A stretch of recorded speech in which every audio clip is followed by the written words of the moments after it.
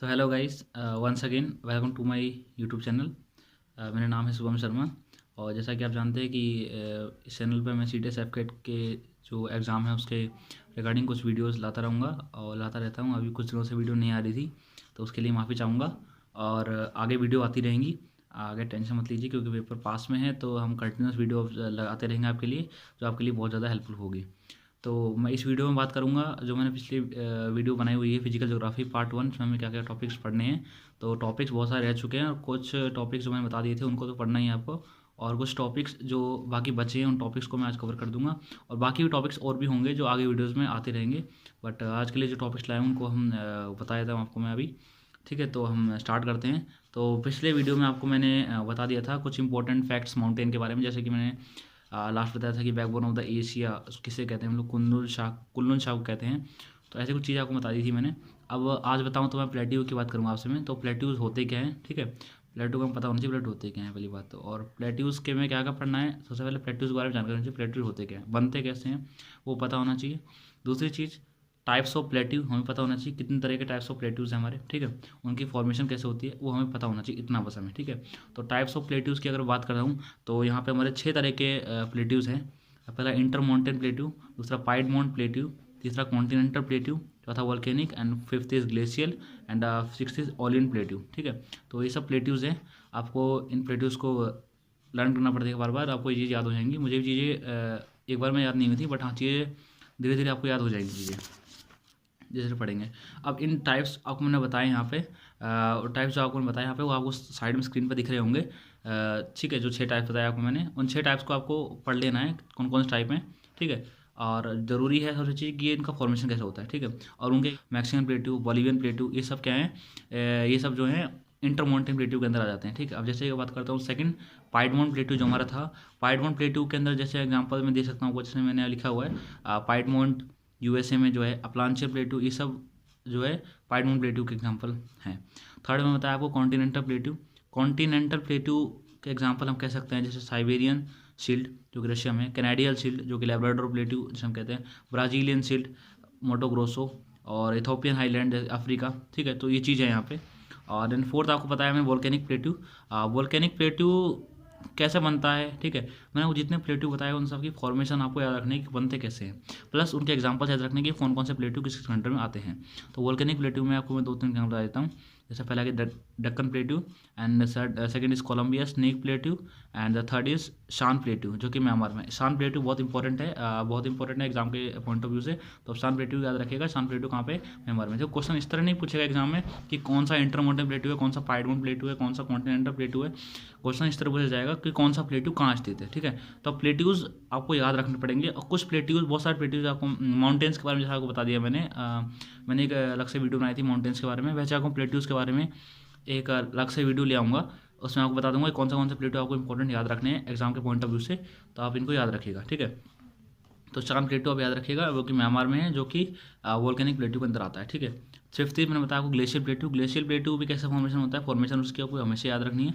And उसके example हमें याद रखना है गढ़वाल प्लेट्यू, जो कि एक सेकंड नंबर है, मार्ग कश्मीर में आता है जो, और लोरेंशिया प्लेट्यू, ठीक है, ग्रीनलैंड प्लेट्यू, अंटार्कटिका प्लेट्यू, ये सब आपको याद रखने पड़ेंगे, ठीक है। सिक्स इज ऑलियन प्लेट्यू जो है, ऑलियन प्लेट्यू कैसे बनता है वो आपको याद रखना है। एंड सेकंड थिंग आपको याद रखनी है वो उनके एग्जांपल्स, जैसे कि 2 है पोर्टवा प्लेट्यू जो कि पाकिस्तान में है, एंड लोएस प्लेट्यू जो कि चाइना में है, ठीक है। पोर्टवार प्लेट्यू जो कि पाकिस्तान में है, एंड लोएस प्लेट्यू जो कि चाइना में है। आपको चीज़ें याद रखनी है, ठीक है। तो ये चीज़ आपको प्लेट्यू के बारे में याद रखनी है, प्लेट्यू होता क्या है, बनता कैसे, उनके टाइप्स आपको मैं बताए, 6 टाइप्स आपको बताया मैंने, intermontane plateau, piedmont plateau, and volcanic plateau, aeolian plateau, continental plateau, जैसे आपको मैंने बताया, उन सब एग्जाम्पल्स आपको मैंने बताए, आपको याद रखना है। अब कुछ इंपॉर्टेंट फैक्ट्स जो आपको याद रखने हैं, आप नोट कर लीजिएगा इन फैक्ट्स को अपने कॉपी में, वीडियो को पॉज करके। कुछ इंपॉर्टेंट फैक्ट्स हैं जो प्लेट्यूज के ऊपर हैं, जैसा कि फर्स्ट पॉइंट है highest plateau in the world जो कि तिब्बत प्लेट्यू है, जो कि 5,000 मीटर हाइट है जिसकी। And second point is the Ruhr of India, RUHR, Ruhr of India is known as, किसे कहते हैं हम लोग, इंडिया का रूहर किसे कहते हैं, तो उसे कहते हैं छोटा नागपुर प्लेट्यू को हम इंडिया का रूअर कहते हैं। तो क्वेश्चन आएगा what is the roof of India, roof of India किसे कहते हैं हम लोग, या फिर कह सकते हैं किसी भी क्वेश्चन किस तरह बन कर सकता है हम कह नहीं सकते, बट क्वेश्चन आ सकता है कि रूअर ऑफ इंडिया किसे कहा जाता है। तो छोटा नागपुर प्लेट्यू जो कि रूअर ऑफ इंडिया के नाम से जाना जाता है, and the world highest plateau जिसे हम कह सकते हैं वो है सॉरी गाइज, तो छोटा नागपुर प्लेट्यू जिसे हम कह सकते हैं वो roof of India. And second point बताया था मैंने अभी, वर्ल्ड हाईएस्ट प्लेट्यू जो कि तिब्बतन प्लेट्यू है, जो कि 5000 मीटर ऊंचाई इसकी है। ठीक है, अब कुछ लैंडफॉर्म्स के बारे में हमें पढ़ना है। लैंडफॉर्म्स जो बनते हैं फोर्सेस से, चाहे एक्सोजेनेटिक फोर्स हो चाहे विंडोजेनेटिक फोर्स हो, तो उन लैंडफॉर्म्स हमें क्या क्या पढ़ना है। लैंडफॉर्म्स बाई ग्रेडेशन, ग्रेडेशन मतलब जैसे टूट फूट की जो चीज़ें बनती है ना, उनमें क्या क्या चीज़ें हैं। तो दो तरह के एजेंट्स होते हैं, एजेंट्स ऑफ ग्रेडेशन एक होते हैं और एक होती है लैंडफॉर्म जो बनते हैं। एजेंट्स ऑफ ग्रेडेशन मतलब जिन चीज़ों से लैंडफॉर्म्स बन रहे हैं, ठीक है, जिन चीज़ों से रगड़न हो रही है उनके बीच में और चीज़ें फॉर्म हो रही है। जैसे कि पहला रनिंग वाटर, हम देखते हैं रिवर में, रिवर का पानी होता है वो जब गुजरता है लंबे समय तक एक जगह से गुजरता रहता है, तो वहाँ के पत्थरों में को वो रग करता है, रगड़ होती है पत्थरों में, और वहाँ के पत्थर सॉफ्ट हो जाते हैं। ठीक है, तो रनिंग वाटर भी एक तरह का एजेंट ऑफ ग्रेडेशन की तरह काम करता है। And the second one is ground water, third one is sea water, and the fourth is glacier, and the fifth is wind. तो ये पांचों फैक्टर एजेंट्स ऑफ ग्रेडेशन हमें याद रखनी है। और इनसे क्या क्या लैंडफॉर्म फॉर्म होते हैं। पहला इरोजन लैंडफॉर्म हमने पढ़ा होगा, सॉइल इरोजन पढ़ा है हमने। Second is deposition landform. ठीक है, तो इरोजन मतलब जैसे मिट्टी का कट जाना हमने पढ़ा था ना, सॉइल इरोजन इस तरह कुछ, और डिपोजिशन मतलब डिपोजिशन करके। ठीक है, तो ये चीज़ है। तो इन चीज़ों में जो कि फ्लोइंग वाटर, रनिंग वाटर जिसे मैंने एग्जांपल नाम दिया, फ्लोइंग वाटर से क्या क्या चीज़ें बन सकती हैं उन चीज़ों में बताता हूँ मैं। V shape valley, canyon, gorges, waterfalls, rapids, plant, ये सब चीज़ें बन जाती हैं। ये सब चीज़ इंपॉर्टेंट है, आपको दो तीन चीज़ें रखनी है। पहला V shape valley, third is gorges, canyon and waterfall, आपको मालूम ही है ये चीज़। ठीक है, तो वी शेप वैली क्या होता है, वी शेप वैली कैसे फॉर्म होता है ये आपको पढ़ना है। कैनियन कैसे फॉर्म होता है वो आपको पढ़ना है। ठीक है, मैं आपको यहाँ पे पूरा डिटेल बताने के लिए नहीं हूँ, नोट्स सबके अलग अलग होते हैं। ठीक है, और सब अपने अपने नोट्स खुद प्रिपेयर करते हैं, बट मैंने भी अपने नोट्स खुद के पर्सनली बनाए हुए हैं, तो आपको मैं रिवील कर सकता हूँ, नोट्स आपको दिखा सकता हूँ।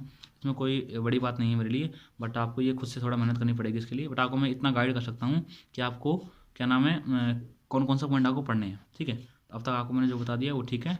एंड सेकंड, कैनन कैसे फॉर्म होता है, वाटरफॉल कैसे होते हैं, रैपिड्स क्या होते हैं, ये सब प्लंजेस क्या होते हैं, ये सब आपको पढ़ने पड़ेंगे। ठीक है, ओके, तो ये चीज़ थी। डेल्टा एस्टोरीज जो बनती हैं ये चीज़ आपको याद रखनी पड़ेंगी। अब लैंडफॉर्म्स की अगर बात करता हूँ तो एक लेक भी आता है, लेक एक भी एक पार्ट हो जाता है लैंडफॉर्म, ज्योग्राफी के पॉइंट ऑफ व्यू से हम देखें तो अगर। ठीक है, तो लेक कैसे, आपको मालूम लेक क्या होता है, जो एक पानी भरा हुआ एक क्षेत्र होता है, छोटा सा क्षेत्र होता है। और लेक को दो तरह से डिवाइड किया गया है, एक तो basis of formation and the basis of the nature of water. Formation के बेसिस पे दो तरह के, natural lake and artificial lake. And nature of water के बेसिस दो हैं, salt lake and fresh water lake. अब ये बात तो सबको मालूम है, आर्टिफिशियल लेक और नेचुरल लेक क्या होते हैं। ठीक है, नेचुरल लेक कैसे फॉर्म होते हैं एंड आर्टिफिशियल लेक क्या चीज़ है, इनके बारे में पढ़ लेना, थोड़ा सा पढ़ लेना आप। सॉल्ट लेक के बारे में पढ़ लेना, फ्रेश वाटर लेक क्या होते हैं वो पढ़ लेना आपको। ठीक है, और फ्रेश वाटर लेक के अंदर, ठीक है, पढ़ लेना आप चीज़ें, सारी पढ़ लेना चीज़ें। और उसके बाद हाँ, कुछ इंपॉर्टेंट फैक्ट्स याद रखने हैं लेक्स के बारे में। जैसे आपको मैं कुछ फैक्ट बता देता हूँ आपको इसी वीडियो में। जैसा पहला, लैंड ऑफ 10,000 लेक्स किसे कहते हैं, जो कि है मिनोजोटा। लैंड ऑफ 1000 लेक्स जो कि फिनलैंड है। Oldest lake, deepest lake lake Baikal जिसे हम कहते हैं, रशिया में जो है। एंड लार्जेस्ट आइलैंड लेक जो कि मैनीटुओ आइलैंड पे है, ठीक है, कनाडा में। And largest C water lake जो कैस्पियन सी में। लार्जेस्ट फ्रेश वाटर लेक जो सुपीरियर लेक है, आपको मालूम होगा, इतनी चीज़ को कुछ चीज़ें मालूम ही होगी आपको। And the question, highest navigation lake जो कि टिटिकामा, ठीक है, between the Peru and Bolivia के बीच में टिटिकामा है। ठीक है, और highest lake in the world जिसमें कहते हैं ओजस डेल सोराडो।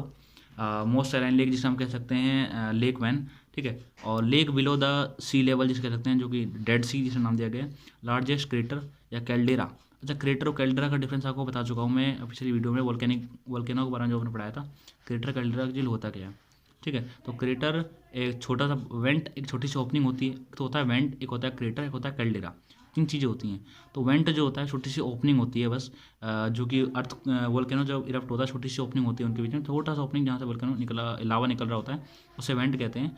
और एक होता है क्रेटर, उससे थोड़ा सा बड़ा पार्ट हो जाएगा तो क्रेटर कहलाएगा, थोड़ा सा और उससे बड़ा हो जाएगा दैट इज कैल्डेरा कहलाएगा। ठीक है, तो लार्जेस्ट क्रेटर या फिर caldera lake of the world हम जिसे कह सकते हैं वह लेक टोडा जो कि इंडोनेशिया में। ठीक है, तो ये सब कुछ फैक्ट्स थे, आपको ये फैक्ट याद रखने, हुबहू ये फैक्ट याद रखने हैं आपको। ठीक है, उसके बाद लैंड फॉर्म के अंदर डेजर्ट आते हैं, डेजर्ट के बारे में आप पढ़ लीजिएगा, डेजर्ट में हॉट डेजर्ट कौन से हैं, कोल्ड डेजर्ट कौन से हैं, ये सब चीज़ आप पढ़ लीजिएगा, ठीक है। आपको मैं कुछ हॉट डेजर्ट और कोल्ड डेजर्ट्स के बारे में वीडियो बना दूंगा, तो मैंने सब पॉइंट लिखे हुए हैं, क्योंकि बहुत इंपॉर्टेंट है, आपको याद रखना पड़ेगा कौन सा हॉट डेजर्ट कौन सा कोल्ड डेजर्ट है, ठीक है। आप कहाँ कहाँ पे स्थित है आपको सब याद रखने पड़ेंगे, क्योंकि ज्योग्राफी में फैक्ट्स बहुत पूछे जाते हैं, सीडीएस के पॉइंट ऑफ व्यू से हम देखें और एफकेटी के पॉइंट ऑफ व्यू से हम देखें अगर, तो आप चीज़ें याद रखिएगा चीज़ें, ठीक है। तो उसके बाद आपको चीज़ें पढ़नी है, मैं आपको बता देता हूँ अगर चीज़ आपको और चीज़ आपको पढ़नी है तो ठीक है, इतना आपको पढ़ना है ना। और उसके बाद आपको मैं ओशनोग्राफी के बारे में कुछ बताऊँगा। तो भाई यहाँ तक आपको मैंने सब बता दिया है, ठीक है। आगे भी बहुत सारे टॉपिक्स बचे हुए हैं, वीडियो थोड़ी लंबी हो जाएगी, इसलिए मैं थोड़ा वीडियो को शॉर्ट रखा है और कुछ टॉपिक बताने की जरूरत आपको टॉपिक्स बताए हैं। आगे भी और भी टॉपिक्स जो बाकी हैं उन टॉपिक्स को भी आपको बताता रहूँगा, ठीक है। तो आगे आप कंटिन्यू रहिएगा वीडियो में, और चैनल वीडियो पसंद आती है तो वीडियो को लाइक करिएगा और चैनल को सब्सक्राइब करिएगा, ताकि थोड़ा मेरे पे थोड़ा सपोर्ट करिएगा, ताकि मैं इस चैनल को आगे बढ़ा सकूँ और आप लोगों की ज़्यादा से ज़्यादा मदद कर सकूँ, ठीक है। तो thank you for watching the videos. अगर आगे भी आपको ऐसी वीडियो चाहिए तो कमेंट करिएगा, मैं कमेंट का जरूर रिप्लाई दूंगा, और आपके जो कमेंट करेंगे उस कमेंट के अनुसार मैं आपको वीडियोस प्रोवाइड करता रहूँगा। तो थैंक यू, जय हिंद।